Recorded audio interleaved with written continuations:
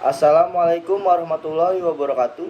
Perkenalkan, nama saya Munif Faisal Fatra dari Universitas Singapura Bangsa, Fakultas Keguruan Ilmu Pendidikan, Prodi Pendidikan Jasmani, Kesehatan dan Rekreasi.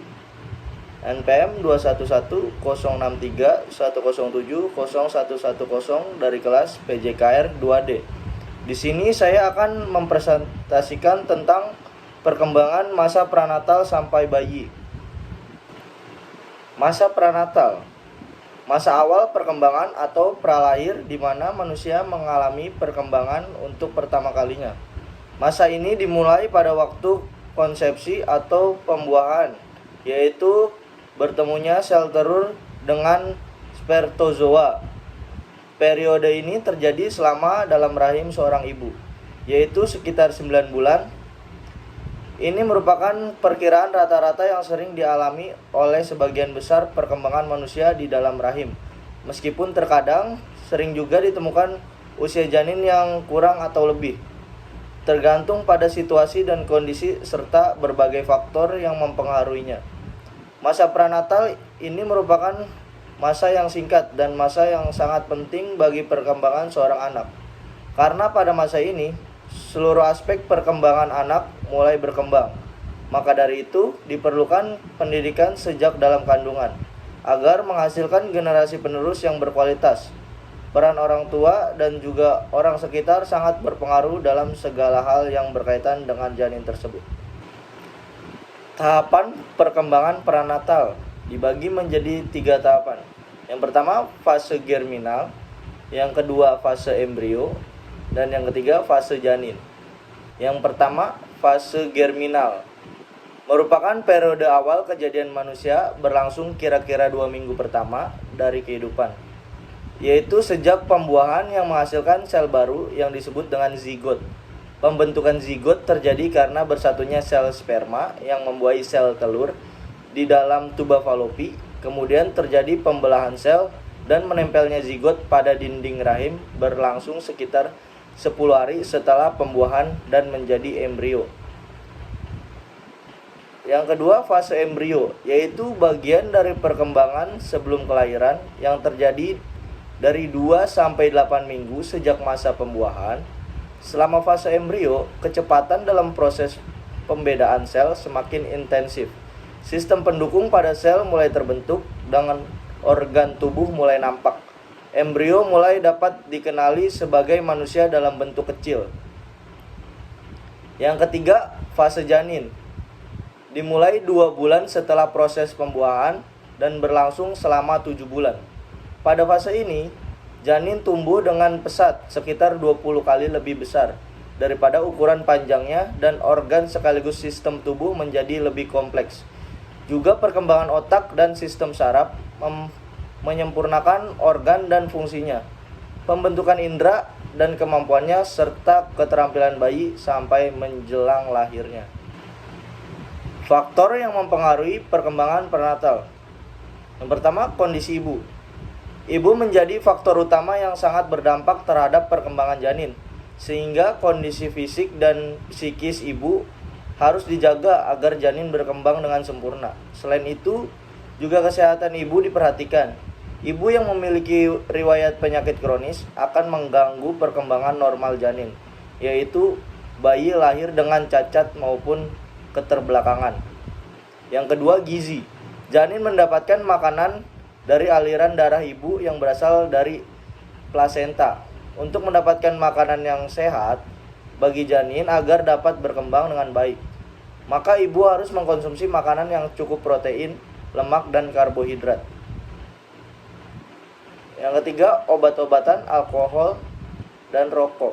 Mengkonsumsi obat-obatan yang sangat tidak disarankan, meminum alkohol selama kehamilan, dan merokok akan berdampak buruk bagi perkembangan janin, baik saat masa pra-kelahiran, kelahiran, dan pasca kelahiran, seperti kecacatan, jantung yang rusak, keterbelakangan mental, bahkan kematian janin atau bayi yang baru lahir. Yang keempat, ronsen atau sinar X. Penggunaan rongsen atau sinar X berkali-kali dapat merusak sel tubuh bayi. Terbukti secara medis bahwa gangguan rongsen atau sinar X pada wanita yang sedang hamil cenderung merusak janin yang berakibat pada kecacatan lahir, prematuritas, keguguran, bahkan kematian sebelum lahir. Proses kelahiran dibagi menjadi 3 tahap. Tahap pertama, terjadi kontraksi peranakan yang berlangsung 15 hingga 20 menit pada permulaan dan berakhir hingga 1 menit. Kontraksi ini menyebabkan leher rahim terentang dan terbuka. Ketika tahap pertama berlangsung, kontraksi semakin sering yang terjadi setiap 2 hingga 5 menit. Pada akhir tahap pertama kelahiran, kontraksi memperlebar leher rahim hingga terbuka sekitar 4 inci, sehingga bayi dapat bergerak dari peranakan ke seluruh kelahiran. Tahap kedua dimulai ketika kepala bayi bergerak melalui leher rahim dan saluran kelahiran. Tahap ini berakhir ketika bayi benar-benar keluar dari tubuh ibu. Tahap ini berlangsung kira-kira 1,5 jam pada setiap kontraksi. Ibu mengalami kesakitan untuk mendorong bayi keluar dari tubuhnya.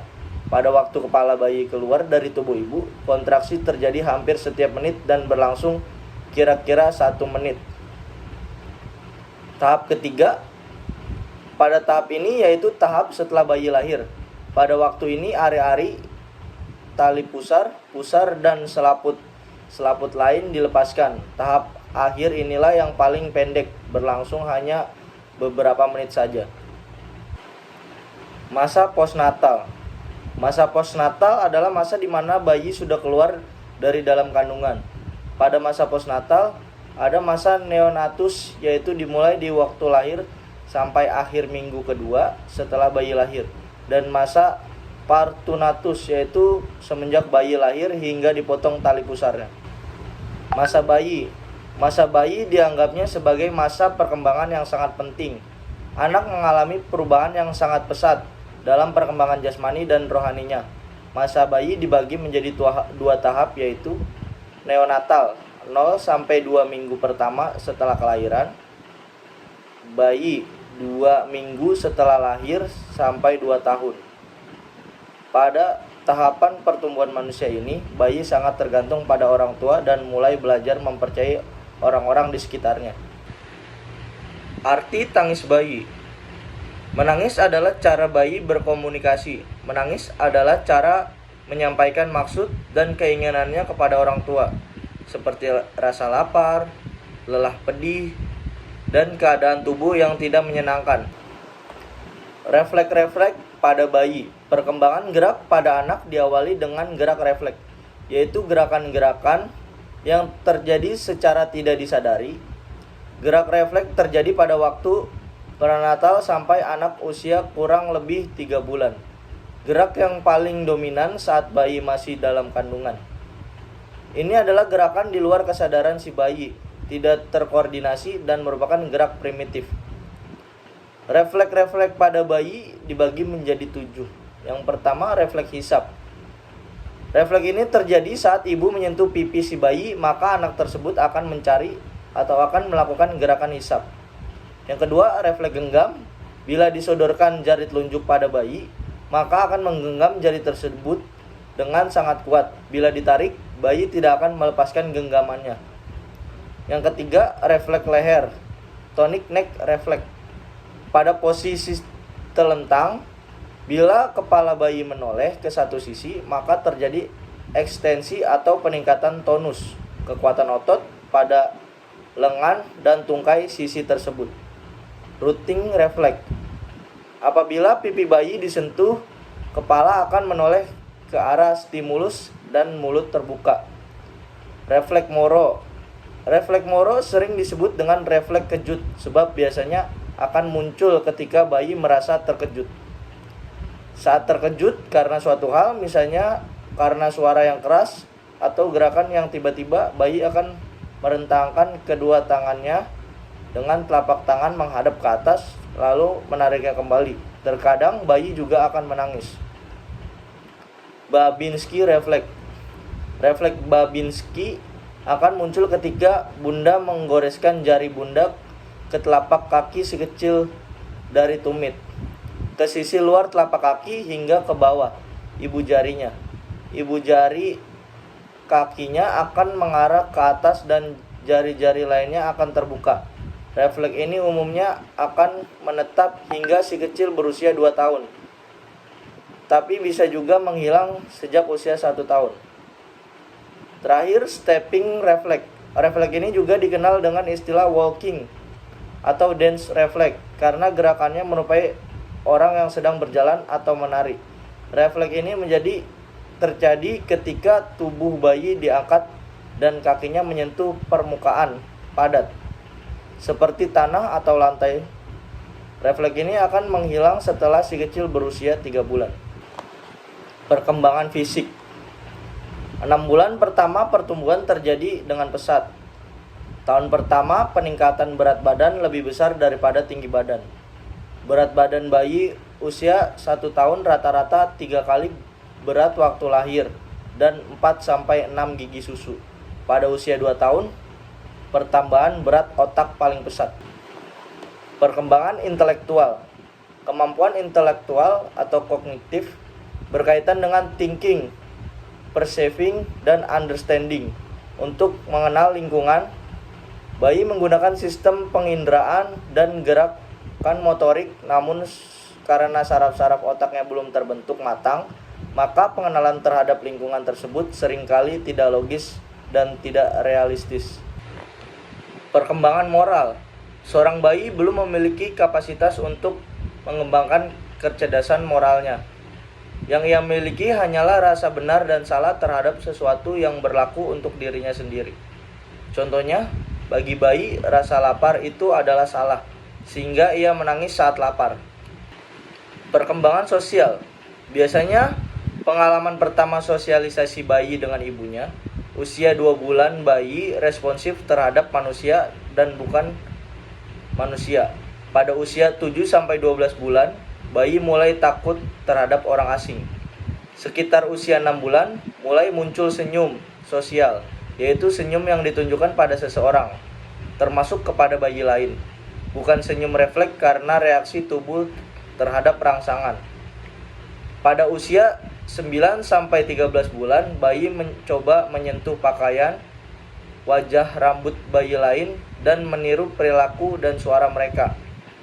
Pada usia 16-18 bulan, bayi mulai menunjukkan negativisme, merupakan keras kepala, tidak mau mengikuti perintah atau permintaan orang dewasa.